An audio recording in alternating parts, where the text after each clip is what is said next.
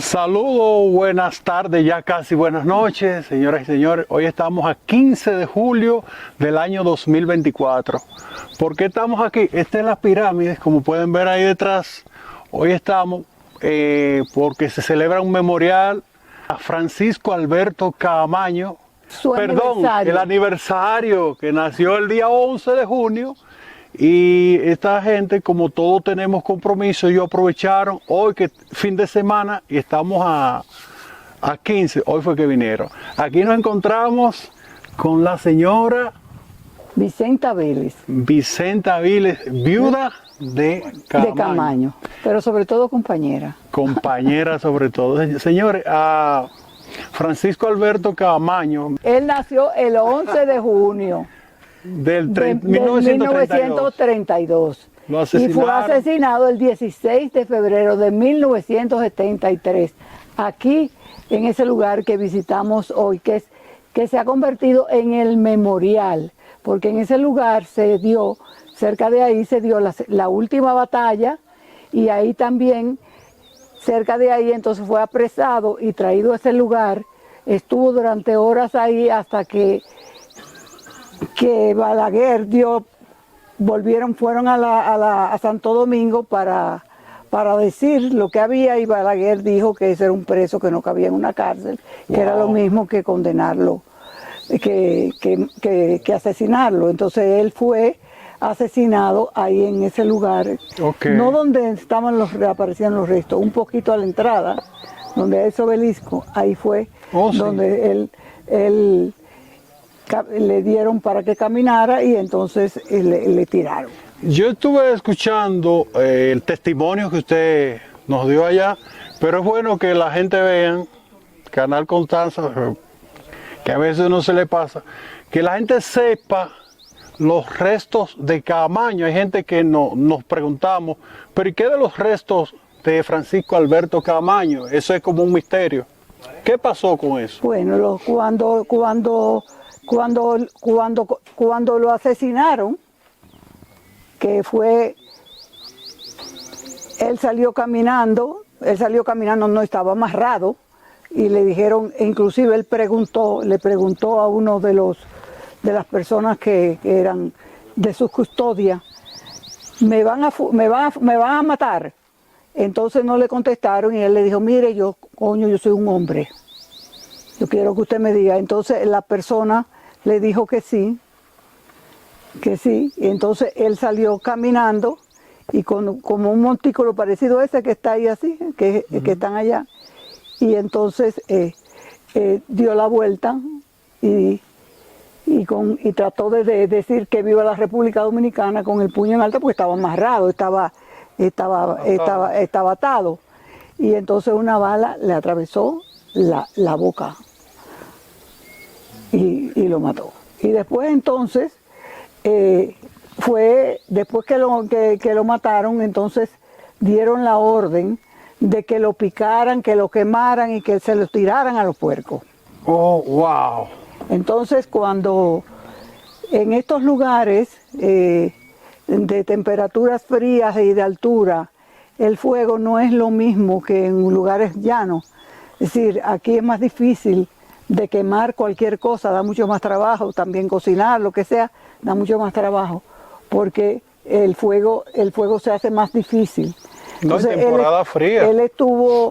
Estuvieron tratando de quemarlo y realmente no se lograba, y en una que vino Emilio Jiménez, que se lo encontró y le dijo, pero todavía ustedes no han acabado, mira cómo que eso se hace, y cogió una ametralladora y le hizo ta ta ta ta ta ta ta ta ta ta ta ta ta, y ametralló el cuerpo, y entonces el cuerpo se dividió en pedazos.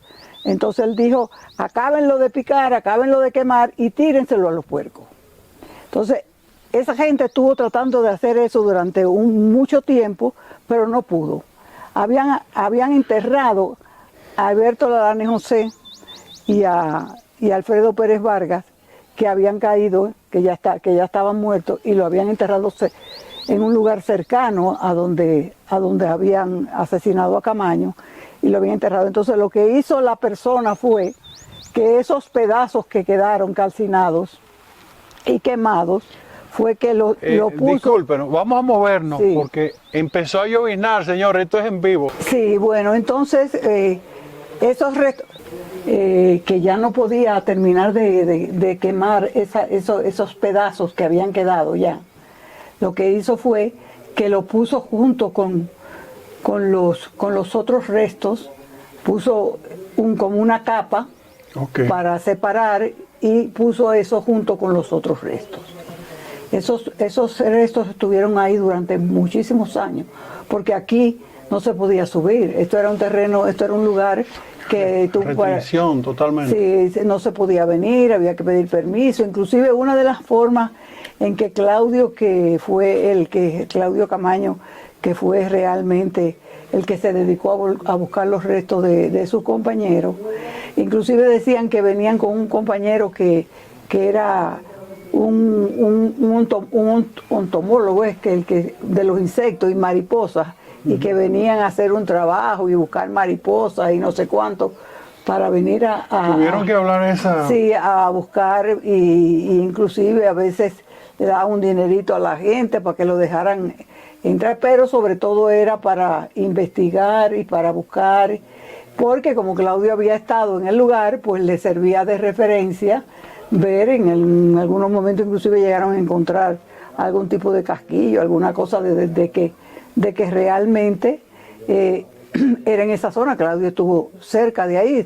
Claudio es Camaño. hermano.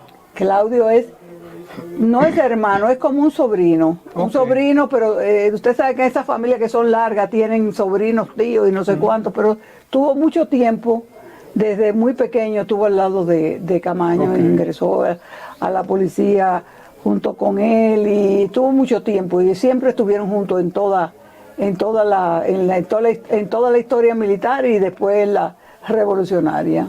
Sí, sí. Bueno, entonces el caso es que esos restos fueron muy difíciles de encontrar y después que se encontraron, después porque se le trató inclusive quienes habían participado y en una ocasión inclusive hasta dinero se le daba para que le dieran a uno la información, se lograron rescatar esos restos y se llevaron las autoridades pertinentes que podían decir si esos restos realmente eran, porque no era un cuerpo, no era una cabeza, no era una mano, no era una mandíbula, eran pedazos.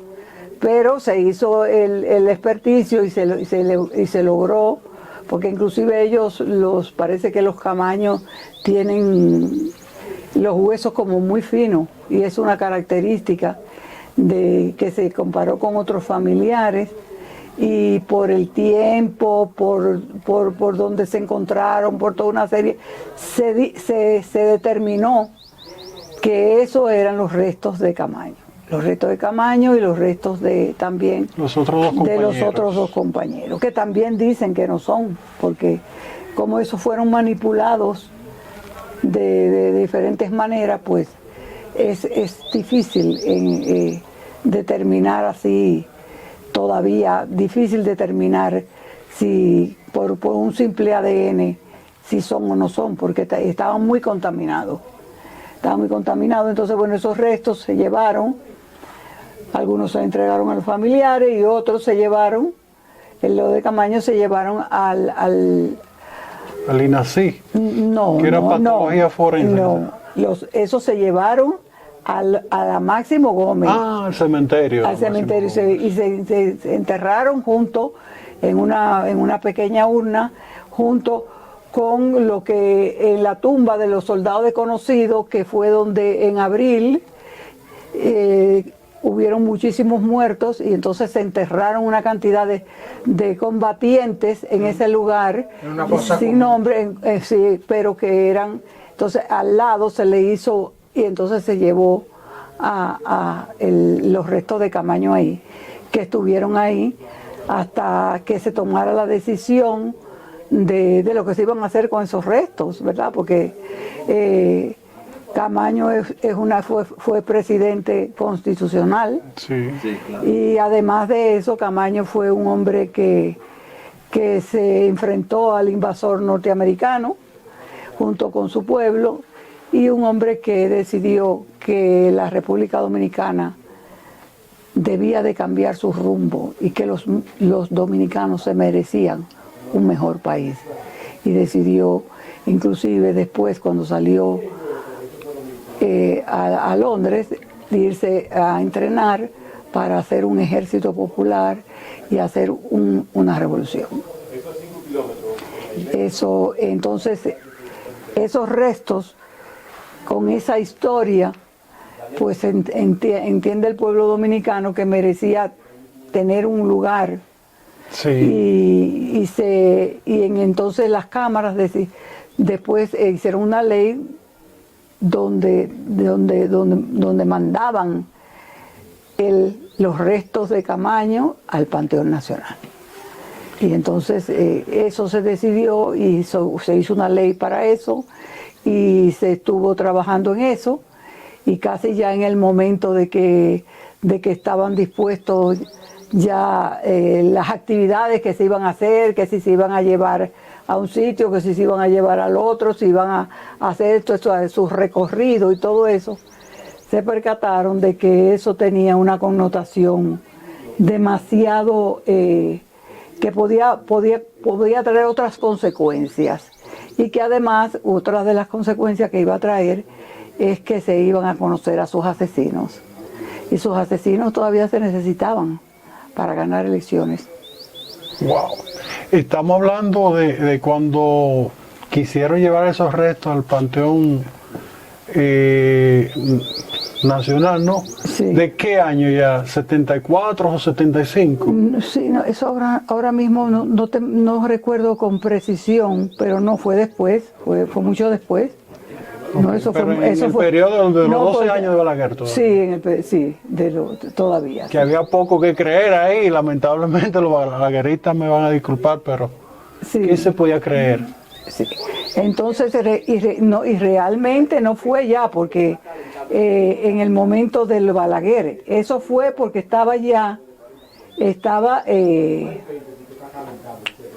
porque el ministro de Cultura era José Antonio Jiménez.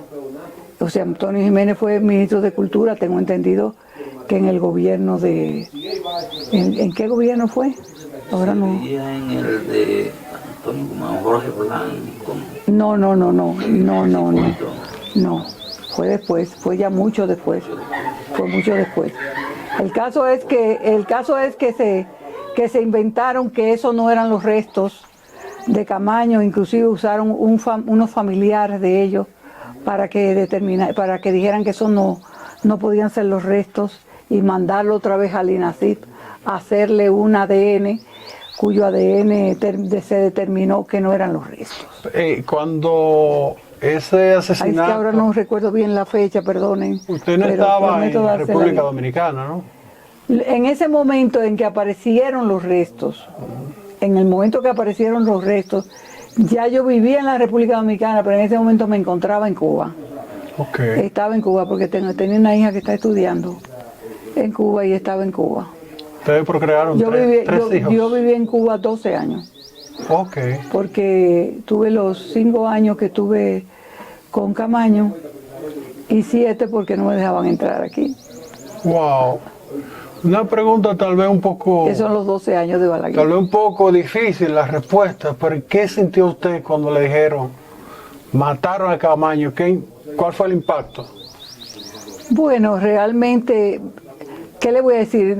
Nosotros, como yo estaba junto a él en todo el momento, inclusive yo me entrené con él y pensaba venir también a la guerrilla con él, y me entrené para eso. Y estuve involucrada totalmente en eso. Inclusive puedo decirle que no por una razón de que yo era la única persona que podía confiar, pero como yo era la persona, vivíamos en un estado de clandestinidad muy grande, y yo era la única persona que estaba siempre 100%. Al lado de él, era la persona que conocía realmente todo lo que pasaba, todo el plan completo de lo que era la guerrilla y de lo que eran sus pormenores. Entonces inclusive yo estuve también entrenándome y estaba completamente segura de que realmente en una situación como esa el riesgo es grande. Nosotros sabíamos que un intento guerrillero con una cantidad de personas como la que al final se terminó siendo, que eran 9 personas, es un riesgo grande. Y realmente uno no es que esté preparado para oír eso, pero de alguna manera también uno sabe, cuando uno está en una cosa que corre riesgo, uno sabe que eso tiene que enfrentar también, que la muerte es una posibilidad. Camaño decía, mientras más difícil, más honor. Y también decía, y lo digo siempre porque así era, y ese era su lema, que la lucha es hasta la victoria y la muerte de los humanos. Sí, así es. Entonces, uno no se puede proyectar, y siempre, nunca, no me gusta cuando la gente dice se inmoló, porque él no vino a morirse, él vino a vivir. Lo que pasa es que por la vida fue que vino. No vino pensando en la muerte, ni vino pensando en el heroísmo, ni vino pensando en el sacrificio. Para él no era un sacrificio, era un honor. Y este era un proyecto en que él estaba involucrado y era responsable de eso. Entonces él se sentía honrado de hacerlo, sabía cuál era su riesgo y cuáles eran sus responsabilidades. Para las personas que nos están viendo, explíquemele. Francisco Alberto Camaño venía de San José de Ocoa. ¿Cuál era su destino?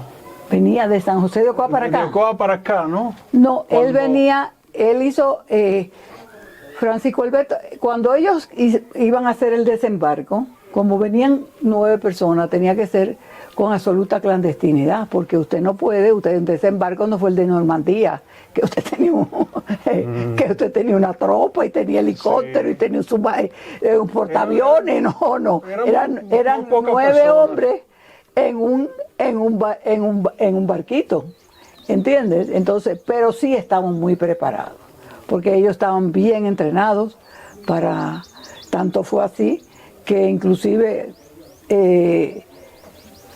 Hanley compró el barco de desembarco y lo compró para 9 personas, pero parece que se olvidó o se ofuscó y no se dio cuenta que no eran 9, pero eran 9 no en traje de baño, sino eran 9, sí, con fusiles, con mochila, con botas, con una serie. Entonces, cuando ellos empezaron a meterse en el barco de desembarco, porque venía el barco y había una lancha de desembarco, empezó a hacer agua, porque tenía más peso de lo que realmente debía de llevar.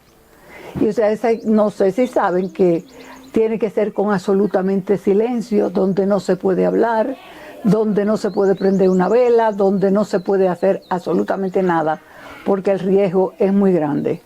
Entonces, Camaño cuando comenzaron a poner, lo que tuvo que hacer fue dividir en dos y una parte vino a nado, porque estaba entrenado y vinieron a nado. Desde allá, unas cuantas millas, vinieron nadando con su mochila y con su fusil. Entonces ellos estaban entrenados para eso. Lo que sucede es que es una situación de mucho riesgo, una situación de riesgo y algunas cosas que pasan, como pasó por ejemplo, que se perdió Toribio, y entonces bueno, Toribio se perdió y ellos lo dieron por muerto, porque ellos tuvieron mucho tiempo esperando, pero llegó un momento en que tenían ya que retirarse y Toribio lo que hizo fue que vino a la ciudad y ellos se fueron a la montaña. Entonces ellos cruzaron de Playa Caracoles, por donde ellos entraron, por La Boquita, que realmente, así es el nombre correcto, La Boquita, que queda cerca de Playa Caracoles, entre Estebanía y Las Charcas, por ahí. Entonces ellos por ahí entraron y cruzaron a Campo Traviesa, y entonces por Las Charcas ellos subieron. Ellos alquilaron a un señor que le dio en un camión, que lo subió y todo eso lo dejó en un sitio porque eran militares, ellos venían vestidos de militares y ellos estaban como militares.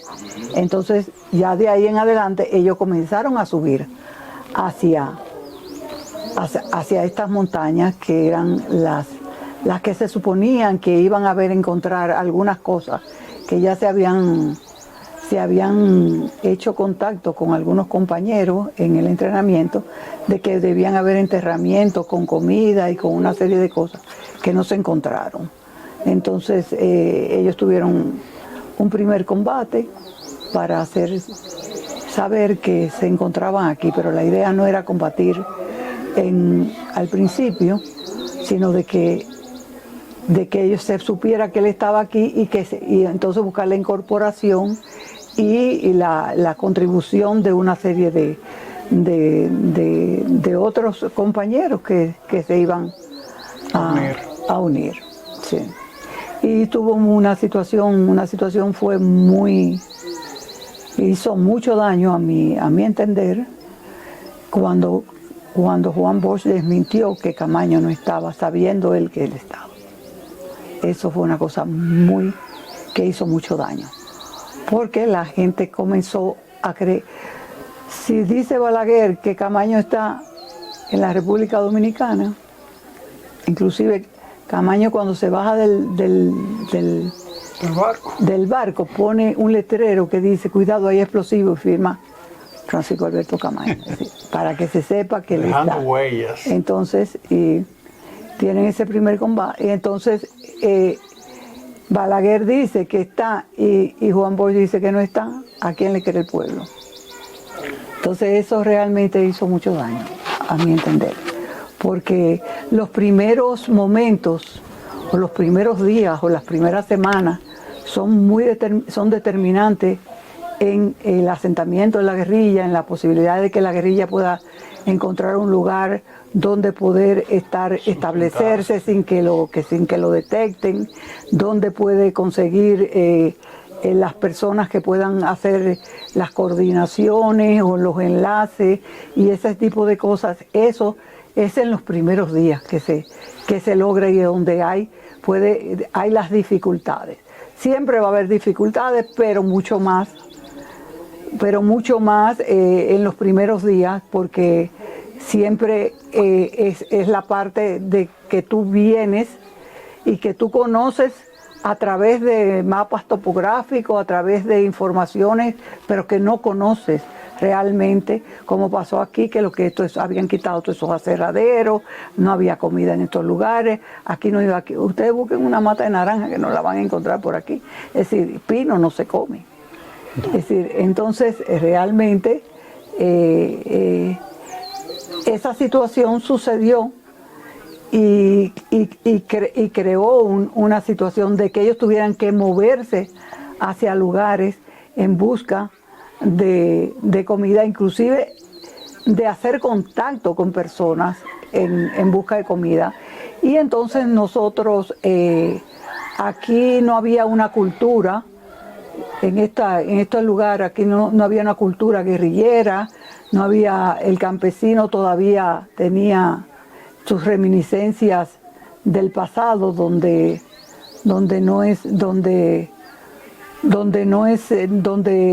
la denuncia es factible, y las personas que podían cooperar en ese momento estaban en sus diferentes lugares y estaban haciendo su trabajo que no era en ese lugar. Así fue. Vaya, 41 años tenía. Sí. ¿Y los hijos? ¿Cómo fue eso para ellos? Bueno, realmente para los primeros hijos de él, que son más mayorcitos, me figuro mucho más doloroso, porque ellos habían estado con su padre, lo conocían a su padre. Ellos no vivían con él en Cuba, porque vivía yo, ellos vivían con su mamá. Pero él siempre fue un muy buen padre, quiso mucho a sus hijos. Y ellos tenían un gran cariño por su padre y un gran respeto y todo eso. Y fue una situación dolorosa. Para los míos no fue tanto porque estaban muy pequeñitos. Muy pequeñitos. Entonces realmente mi hijo Román Ernesto tenía 2 años. Entonces, realmente estaban muy pequeños. Y yo hice algo que no sé si uno lo debe hacer o no, pero siempre las madres y los revolucionarios tratamos de hacer lo mejor, podemos equivocarnos. Pero yo no quise nunca llorar delante de mis hijos. Yo no quise que mis hijos tampoco fueran hijos de héroes, sino hijos de hombres revolucionarios. Entonces, por ejemplo, cuando hay algo que para mí es una cosa que inclusive yo lo digo en el diario, porque fue una de las cosas más dolorosas para mí. Y fue lo único que yo entendí, sinceramente, que fue un sacrificio, porque mis hijos no sabían quién era su papá. Terrible. Y fíjese de quién eran hijos. Entonces, y yo estaba con él en esa misma situación, yo estaba con él dentro de eso. Para que ellos pudieran estar allá, ellos se pasaban como hijos de comandantes revolucionarios de la revolución, pero eran comandantes cubanos. Mis hijos supieron quién era su papá después que su papá se había muerto. Entonces, eso para mí sí fue, eso es duro. Y siempre yo traté de ver cómo yo podía explicarle eso y para que ellos lo entendieran de la mejor manera y de que se sintieran orgullosos de su padre y satisfechos. Y sobre todo, que conmigo no me lo tomaran en cuenta eso, porque yo era la que había quedado viva. Y realmente yo le dije, bueno, pues lo que pasa es que él no era solamente el papá de ustedes, era el papá de muchos niños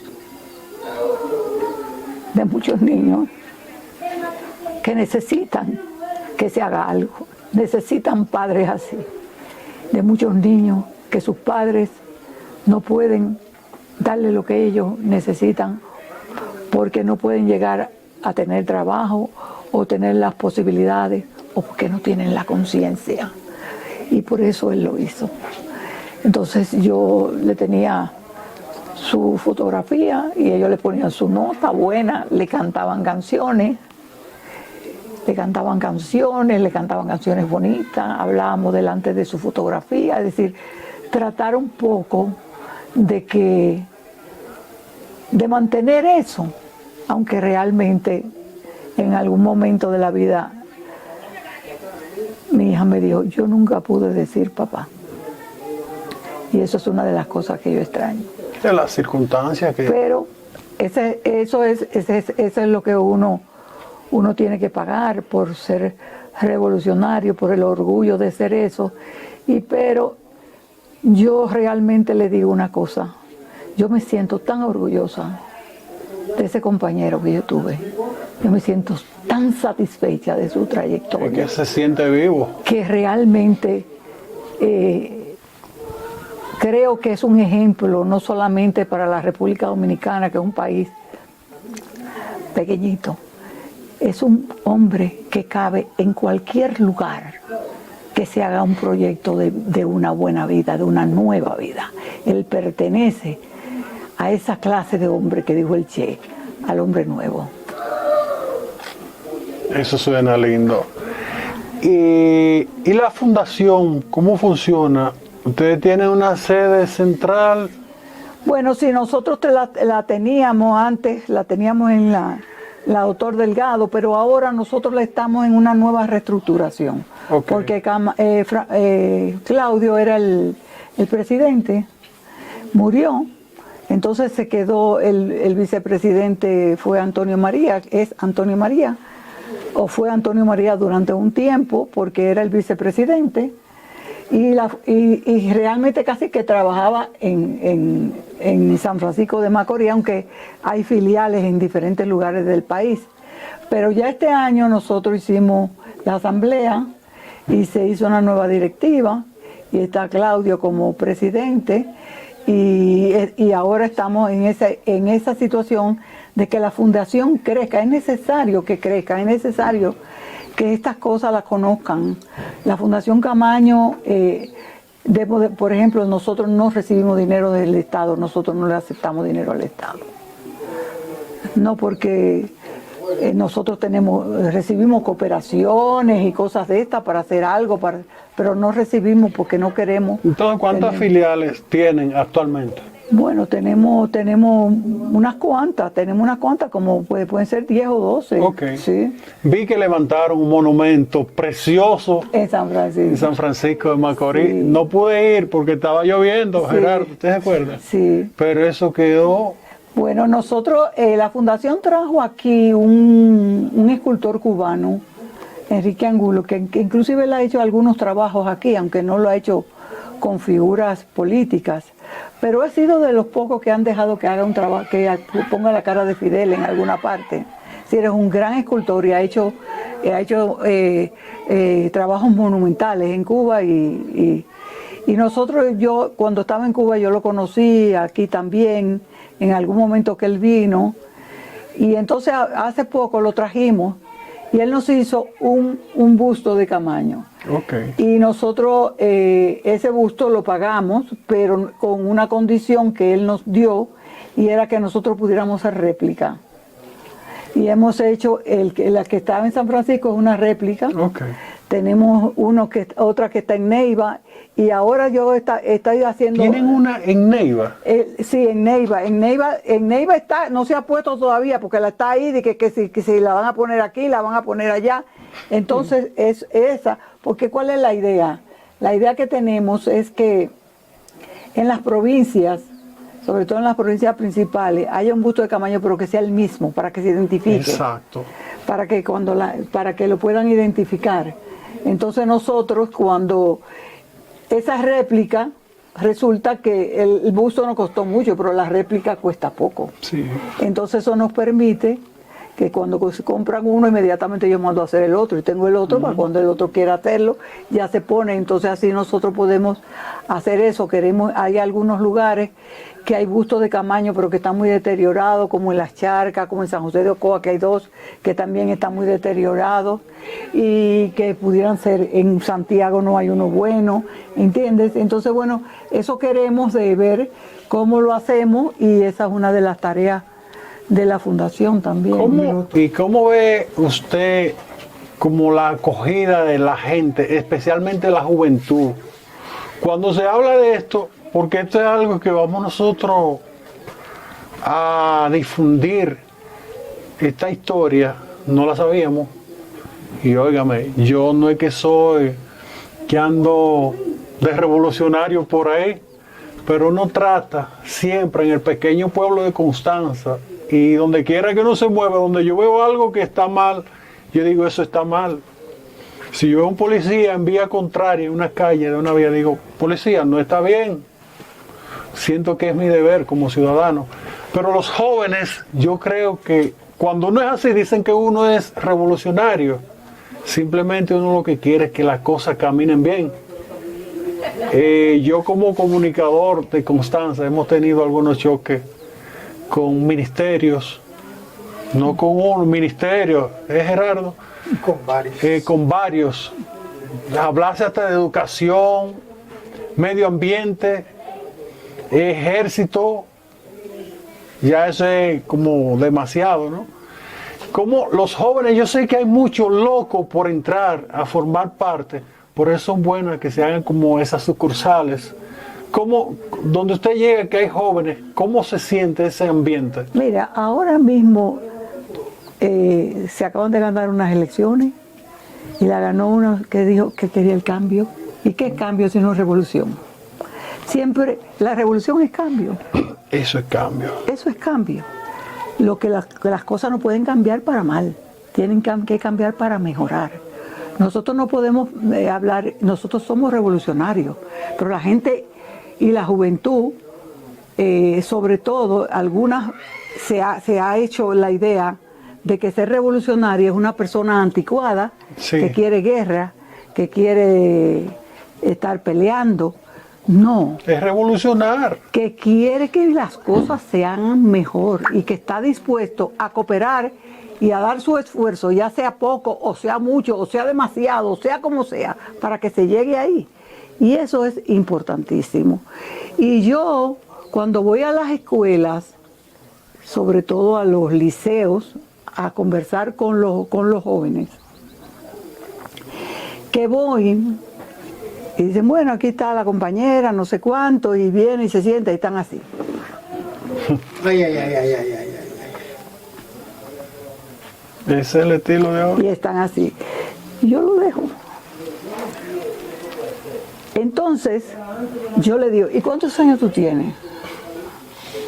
Ah, yo tengo 17. Digo, cuando yo tenía tu edad, yo defendí mi patria. Porque yo también tenía 17 años, tenía menos. Y yo defendí mi patria. Y déjame decirte, yo tenía novio, yo bailaba, yo hacía esto, yo iba al cine, yo tenía postal, yo hacía todo lo que tú hacías. Tenía responsabilidad. Pero también defendía mi patria. ¿Y tú sabes de quién es la responsabilidad del futuro de defender la patria? De ustedes.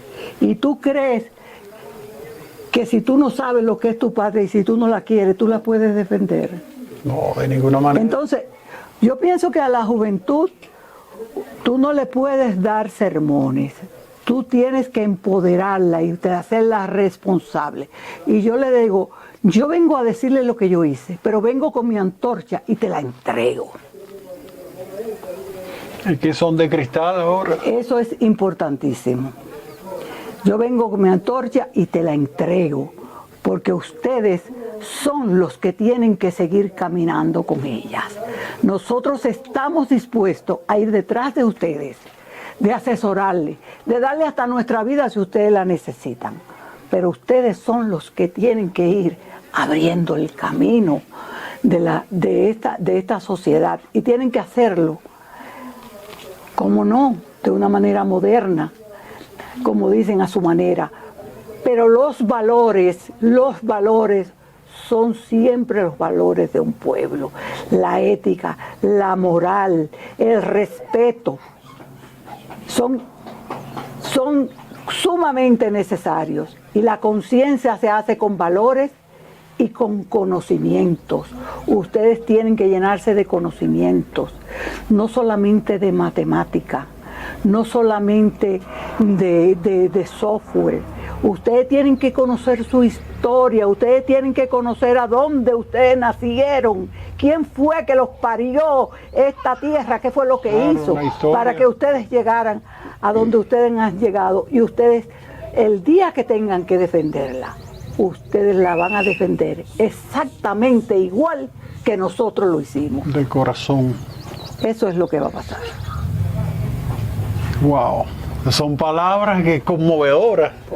Siempre y cuando ellos estén dispuestos a escuchar.